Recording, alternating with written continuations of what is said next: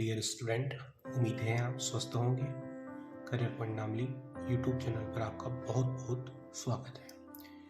आज से हम आपकी कक्षा 10वीं की परीक्षा तक गणित के महत्वपूर्ण प्रश्नों की एक श्रृंखला प्रस्तुत कर रहे हैं, जिसके प्रत्येक वीडियो में 2 से 3 प्रश्नों को हल करना आपको सिखाया जाएगा।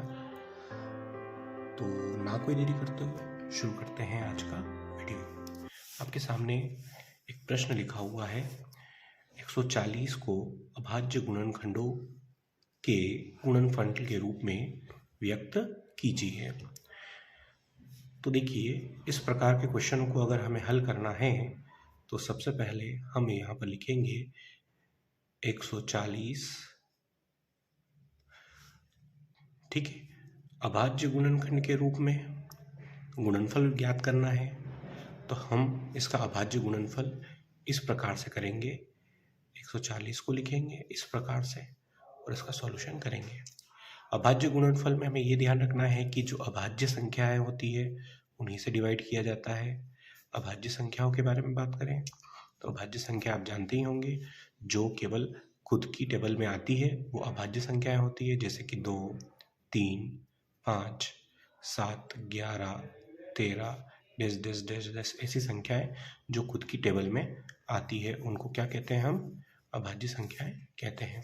तो चलो 140 अभाज्य गुणनखंड निकालते हैं। पहले देखते हैं क्या यह 2 की टेबल से कट हो सकता है। हम इसको देखते हैं, 2 की टेबल से कट हो सकता है, बिल्कुल हो जाएगा। पीछे 0 है, 2 की टेबल में 14 7 टाइम में 0 ऐसा का ऐसा। क्या ये 2 से कट होगा? फिर से बिल्कुल, पीछे 0 है, कटेगा ही। 2 की टेबल बोलनी है हमें कि 7 या 7 से कम आ जाए। 2 3 6 बचा 1। 2 की टेबल में 10 कितनी बार में आता है? 5 टाइम में। अच्छा, अब इसको देखिए, क्या ये 2 की टेबल में आएगा? बिल्कुल नहीं आ सकता, पीछे 5 है। तो 3 की टेबल में नहीं आएगा। 5 की टेबल से, बिल्कुल 5 की टेबल से वह डिवाइड हो जाता है जिसमें पीछे 5 और 0 होता है। 5 7 35, फिर 7 से इसको कट करेंगे, 7 1 7, यानी कि 140 के अभाज्य गुणनखंड हमें क्या प्राप्त होंगे? 2 मल्टीप्लाई 5 मल्टीप्लाई 7। देखिए, बहुत सिंपल सा क्वेश्चन है। इस प्रकार के क्वेश्चन आपको एग्जाम में देखने को मिल जाएंगे 2 नंबरों के रूप में। ये 2 नंबरों में पूछे जाते हैं। और भी क्वेश्चनों को देखते हैं आगे जो पूछे जाते हैं। चलिए आज का दूसरा प्रश्न शुरू करते हैं। 17, 23 और 29 का HCF ज्ञात कीजिए। HCF का मतलब होता है महत्तम समापवर्तीय, हमें ज्ञात करना है, ठीक है। अब यह ज्ञात करना है। चलो इसका सॉल्यूशन करते हैं।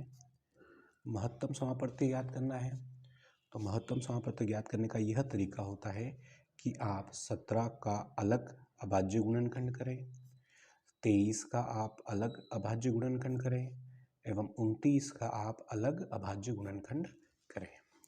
अभाज्य गुणनखंड के बारे में भी थोड़ी देर पहले बताया था। अभाज्य संख्या क्या होती है? वे संख्याएं जो केवल खुद के पहाड़े में आती है, जैसे कि 2, 3, 5, 7, 11, 13, आगे भी ऐसी संख्या होती है जैसे 17, 29 इस प्रकार की संख्याएं। तो चलो ठीक है, शुरू करते हैं। 17 की बात करें, 17 की बात करें तो 17 जो होता है अभाज्य संख्या है स्वयं, ये केवल खुद के पहाड़े में आएगा तो 17 एकम 17। 23 की बात करें तो 23 क्या है? एक अभाज्य संख्या है जो क्या है? खुद की पहाड़े में आता है, तो 23 एकम 23। और 29 भी क्या है? अभाज्य संख्या है जो खुद के पहाड़े में आता है, ठीक है। यानी कि 17, 23 और 29 अभाज्य संख्या हैं जो खुद के पहाड़े में ही आती है। इसलिए अगर हम इसका HCF ज्ञात करें तो HCF जो प्राप्त होगा वह हमें प्राप्त होगा 1 1 1। HCF एक्चुअल में कॉमन होता है तीनों गुणनखंडों का। क्या होता है? कॉमन। कॉमन कौन है इसके अंदर? 1 है, इसलिए हमारा HCF क्या आएगा? 1। और यही हमारा सही आंसर है। चलिए अगला प्रश्न देखते हैं जो हमारे लिए महत्वपूर्ण है।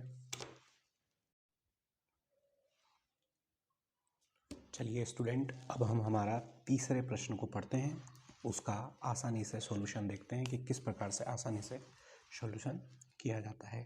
तीसरे वाले क्वेश्चन को हल करते हैं, ठीक।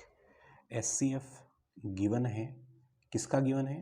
306 और 657, यानी कि हम कह सकते हैं पहली संख्या हमें दे रखी है 306, दूसरी संख्या हमें दे रखी है 657 और इन दोनों संख्याओं का HCF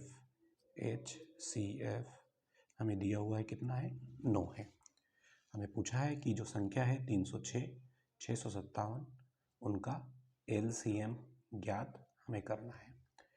तो फ्रेंड्स LCM हमें ज्ञात करना है, HCF दिया है, पहली संख्या दी है, दूसरी संख्या दी है।